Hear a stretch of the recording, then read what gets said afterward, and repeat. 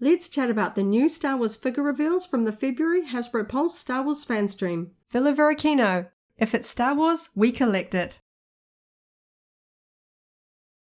Hello there. Thanks for visiting Varykino. I'm Kristy. And I'm Matt. The second Hasbro Pulse Star Wars Fanstream for 2025 was held this week. Overall, this live stream included the reveal of 3 new TVC figures and a pipelined vehicle, 4 Black Series figures plus 4 Revenge of the Sith Anniversary re-releases, and a new roleplay item. In terms of structure, the team worked through each of these categories in turn. They did take a slightly different approach to this fan stream, wherein they had 2 presenters, one from design and one from marketing for each of these different categories as they went through them in order. For 2025, the Hasbro team said that they're going to be doing slightly less reveals each live stream, but more frequent live streams. And I gotta say, I was holding my breath because I wasn't expecting too many exciting new reveals for this live stream, but there were more than they revealed in the January one, so that was really fun. There's certainly some figures that have caught our interest, and there's some interesting talking points for some of them. Let's work through them in order, starting off with the Vintage Collection, presented by Jing from Marketing and Emily from Design.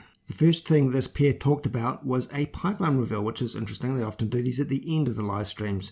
But there's been a lot of conversation online because some marketing material showed the new TVC A New Hope landspeeder. We saw an actual picture of this. They confirmed that this will be all new tooling, which is exciting, and of course anybody that has the HasLab Mos Eisley container is going to have this one pretty high on their wish list. The landspeeder has been released a few times since the original vintage Kenner era, but it's a absolutely classic and iconic vehicle that works very well as a centerpiece for all sorts of displays. It works for expanded universe displays or actual in-movie scene displays with sand troopers, Jawas, Tusken Raiders. All sorts of setups can be created with this. While so many Star Wars vehicles are quite large and unfortunately do have that higher price tag, this landspeeder is so low to the ground, it's just a really nice scene building item. Other flying vehicles often bring with them complexities when displaying them. Do you have them landed and therefore you have those different heights between the vehicles and the figures on display, or do you suspend them on stands or wires? With the landspeeder, it's just simple. It's low level alongside the same height as the figures on display, but really adds a lot to your figure display. I'm so excited about this one. I can't wait to get it in hand. The first Vintage Collection character to talk about was Momaw Nadon, aka Hammerhead VC362, and he looks absolutely great. So this version of Hammerhead comes with a soft goods skirt, a number of fun accessories including a staff, an E11 blaster, a drinking cup, an alternate right hand to hold a cup versus the hand that can hold his weapons and staff, and he's specifically also described as having a wash deco on his skin. One of the accessories is particularly interesting. It is a double-barreled blaster that is actually based on the unique expanded universe weapon that came with his Power of the Force 2 release back in the 1990s. Despite being quite a niche background character in the first Star Wars film, I really love Ithorians, aka Hammerheads. They're really growing to be one of those species that you always spot across all sorts of Star Wars media, and I think this is a really fun outfit with all sorts of accessories. So of course, I love that nod to his old Power of the Force double-barreled huge blaster. Of course, this one is a little bit more scaled, a little bit more believable. I like that he comes with both accessories for sort of action poses or just that classic cup for putting in your Mos Eisley Cantina playset. Now, as much as I love the overall design of this character and the backing card to a large extent, there is a point of controversy here because he is being released as a deluxe figure. This means a few different things. First up, he has 5 accessories in total, but they are all quite small. Secondly, the backing card, being in that deluxe format, is wider than a standard release. This has caught the attention of a number of fans because the original Kenner version of the Hammerhead is a popular character, and this card back no longer matches the original release because of its extra width, despite having the same overall design and the same character portrait. If you're a mint on card collector hoping to accrue a full collection of the original Kenner lineup with matching backing cards, this one is going to stick out because it is so much wider than a standard backing card. So if you've got all of your cases all arranged, everything matched up, this one is unfortunately going to stick out and not match, which I think is really unfortunate here. Yes, and I can personally understand that point of view, but having said that, I do very much love the Hammerhead character in general, and this figure looks fantastic. The graphics on the backing card looks fantastic, and I could definitely see us picking up a couple of this. Some standard single figures come with a secondary tray of accessories packaged in behind the figure, and personally, because of the size and number of accessories with this figure, I think that would have been a better approach so they could still fit everything on a standard sized backing card. And next up in the vintage collection, tying in very strongly to the Mos Eisley Cantina and the Return to Tatooine marketing campaign, is a re-release of Ponda Baba VC70 with updated paint decos. The Hasbro team describes this as a figure refresh. Of course, modern reissues tend to have slightly better paintwork compared to their older versions, and this one also comes with an alternate backing card character art. The character backing art is different from the previous VC70 release, and it's also different from the original kind of vintage version. It is quite nice though in that it captures a bit more of the character than just his head alone. It is showing off some of his costume, which the previous release did not do. The figure itself comes with a number of accessories: a blaster pistol, a drinking cup, 2 versions of each of his hands, the standard 5-fingered versions, plus the hoof/paddle-like versions seen in some of the original A New Hope scenes, and he also has an entirely separate, different right arm that can peg out at the shoulder that can be separated to recreate the scene where Obi-Wan Kenobi cuts off his arm. While this isn't the most interesting reveal for fans who already own the older original version, this is fantastic for newer collectors that missed out on that original VC70, and of course it's going to tie in so well to the Mos Eisley playset. He is so iconic, and I really like that they gave us all the versions, so fans can choose to display him in which scene they want, whether he's there with both his hands, which versions of hands, or in his, unfortunately, meeting a little bit of a sticky end with Obi-Wan Kenobi there.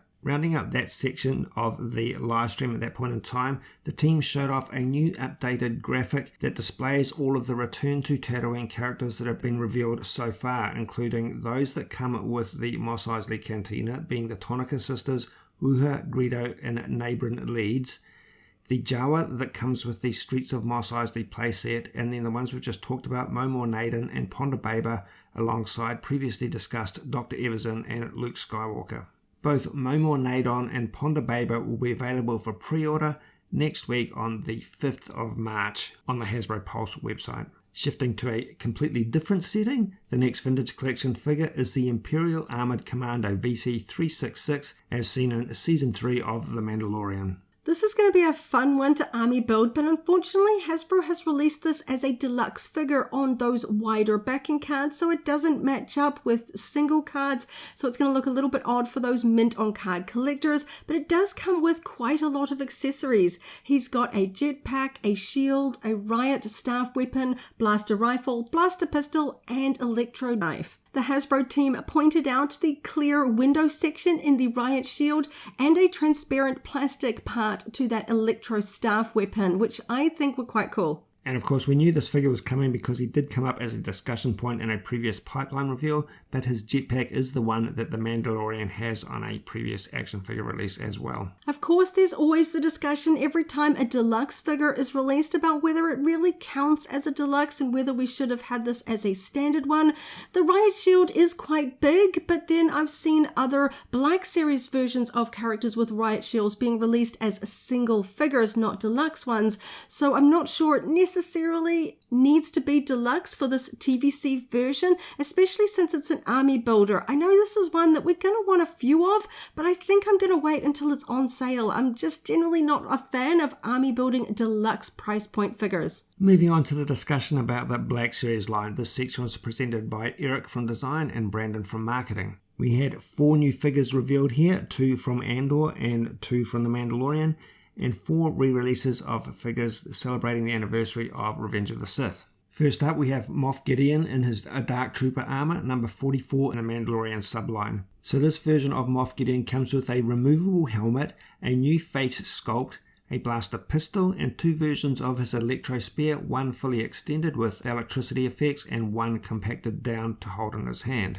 The Hasbro team pointed out that new likeness was designed to fit nicely under the removable helmet, and he also has a soft goods cloak with a nice red lining and black exterior, which is not removable. The interesting thing about that soft goods cloak is that the jetpack does actually peg through it, and the jetpack itself is not removable. Overall, this is a very smart looking figure. He looks great in that glossy black with those hints of red accents. And in a slightly new approach, for the sake of displaying this figure, they demonstrated him alongside some other relevant characters from The Mandalorian to sort of give us a feel for how he might look in terms of a display or a diorama. Now, I very much like the look of this next guy, the Imperial Praetorian Guard, number 43 from the Mandalorian subline. He's released as a single figure, but he comes with 2 of those unique Praetorian Guard weapons, so he can actually be used to army build representing more than one different character at a time. Those 2 weapons are a long glaive staff weapon and the whip sword.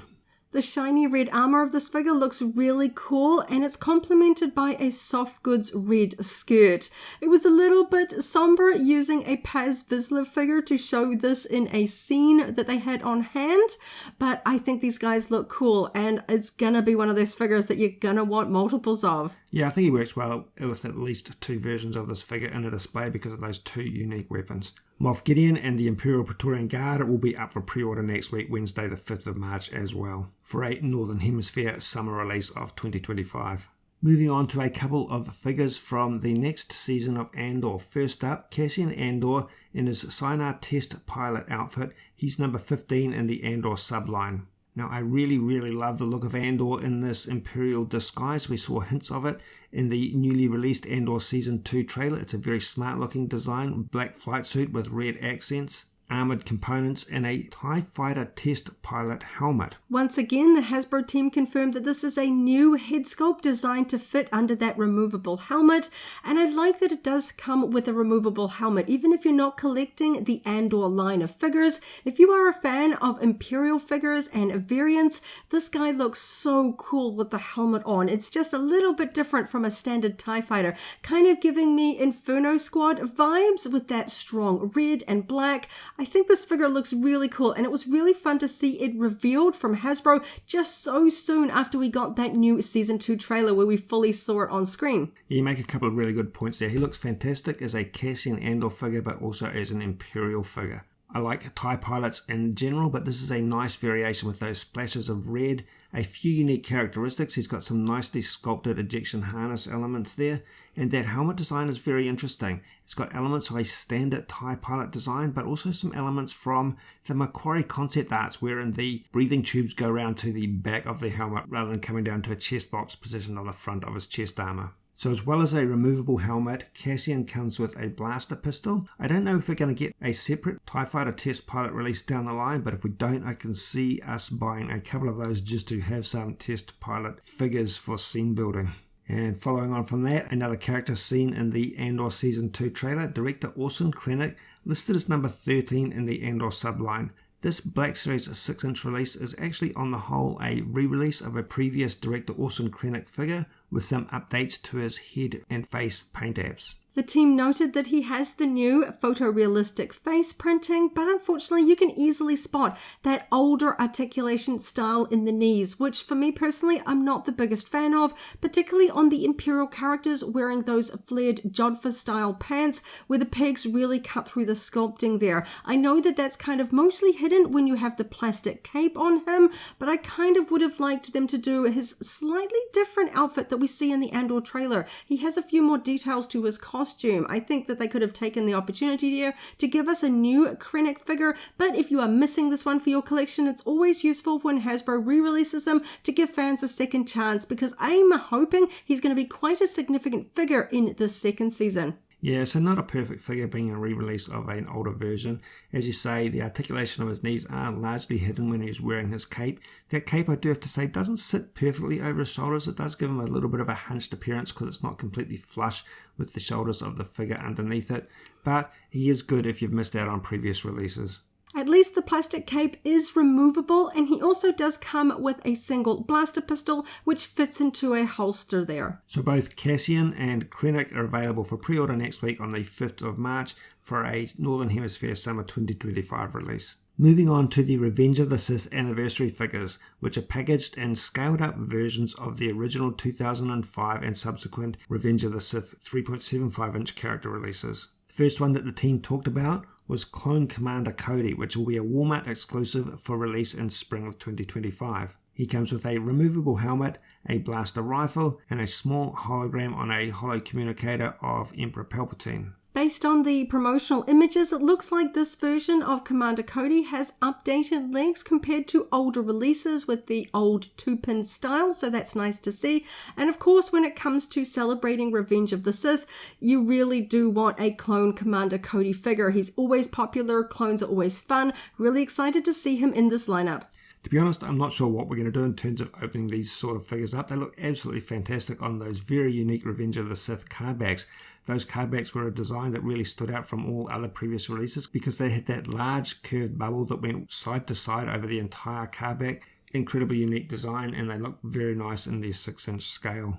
I know a lot of collectors are going to be torn about this one like we are. We want to add these new figures to our display, but that retro nostalgic packaging means that it's going to be really hard to open these one up. I get the feeling we might be in that position of trying to figure out if we're going to buy two, one to open and one to keep carded, because we're personally very nostalgic about that packaging style from 2005. And this is a very nice Cody figure in general. I think he is one that we want to have on loose display. Next up on that Revenge of the Sith packaging, also a Walmart exclusive, Count Dooku, comes with a soft goods cape and 2 lightsabers, both with lit blades, one standard lightsaber and one with that motion streaking blade effect.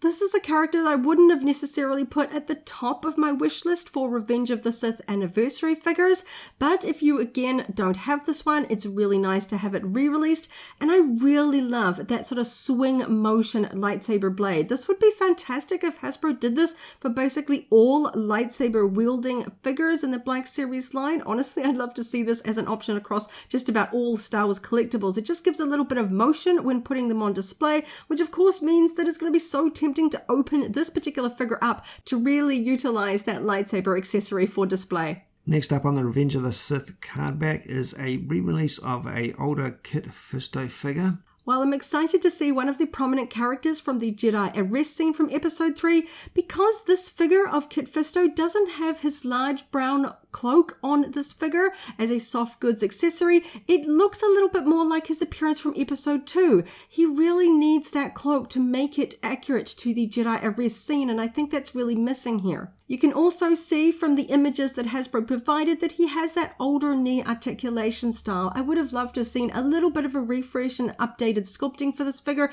just to give us that more modern articulation. And of course, that soft goods cloak would have really bumped this one up to a superb new figure. The Revenge of the Sith version of R2-D2, also a Walmart exclusive, is based on the newest version of R2-D2 with some interesting updates. Specifically, in addition to all of the tools that he comes with to fit into the opening doors on his main body, he has removable rocket booster covers so that you can slot in the rocket boosters and rocket booster effects as seen in the prequel movies. This figure was displayed with his rocket jets ignited in a flight mode using a bit of a display stand. He looked very smart in that configuration, but I don't believe we get a flight stand of any sort with this figure. Having said that, it's a very smart looking version of the R2-D2 based on the latest version of R2-D2 in this line. So these Revenge of the Sith anniversary figures are listed as being Walmart exclusives in the United States and Canada, and they will be available through fan channels in the rest of the world.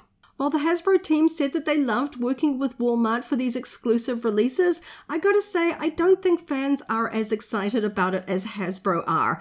Walmart doesn't have the best track record for packaging items like this that are intended to be kept mint on card, especially when shipping online orders or treating collectibles in store. And personally, for us as international fans, Walmart exclusives are supposed to be available from fan channels in the rest of the world, but we find this is often not the case. A lot of Walmart exclusives are just never available for us here in New Zealand through the regular channels or fan channels, so I'm really hoping we see these. When it came to the other anniversary figures, they were very hard to find here in New Zealand, so fingers crossed for Revenge of the Sith, these are going to have a much better distribution than we've seen in the past, because I really want to add these to our collection. The final category was role-playing items or item, presented by Chris from Design and Hope from Marketing. This was a product that realistically we've actually been expecting for a little while, surprised that it took so long to come through. A Phase 2 Clone Trooper helmet with 501st Legion paint design in the premium electronic helmet line. Hasbro has already released a couple of different versions of their Phase 2 Clone Trooper helmet, and of course, being the 20th anniversary of Revenge of the Sith, where we see Order 66, this one is a no-brainer. I'm really excited we're finally going to get this one. Of course, there are lots of different paint schemes for the Phase 2 Clone Trooper helmet, but I gotta say, I think the 501st Legion paint scheme is a fan favorite. Now, technically, this 501st Legion helmet is released under the Ahsoka branding, but it is relevant for a number of different films and media, including games such as Battlefront.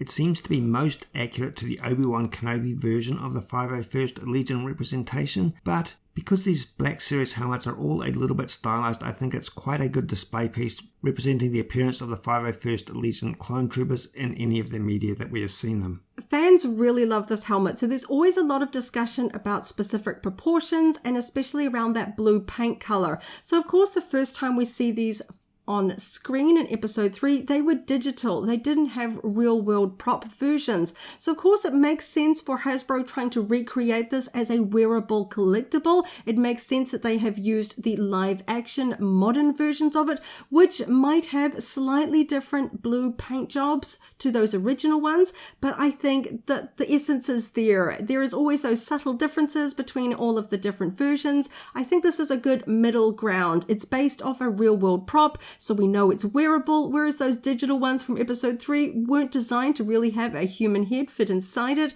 So I think this is pretty fun. Honestly, for the price point, I think it's fantastic. If you want those really fine details and accuracy points, then you're probably going to have to go to those higher price point collectible companies like EFX and De Novo. And to be honest, we absolutely love the Black Series helmet line in general. We already have a couple of versions of the Phase 2 Clone Trooper helmet in our collection. This is just a paint variation, so it's definitely one that we're going to be adding into our display. So it was a very interesting live stream in general. There are a few talking points, as we mentioned, and as we've worked through. Amongst my favourites, that landspeeder, we got our first glimpse of the actual product. And a big fan of Hammerhead here. I've got all the different versions that have come before. The number of accessories and the detailing on that version of Momaw Nadon is exceptional. I'm very much looking forward to that one. The figures that stood out for me the most were that Cassian Andor Sienar Test Pilot Black Series figure. I really like the look of that one.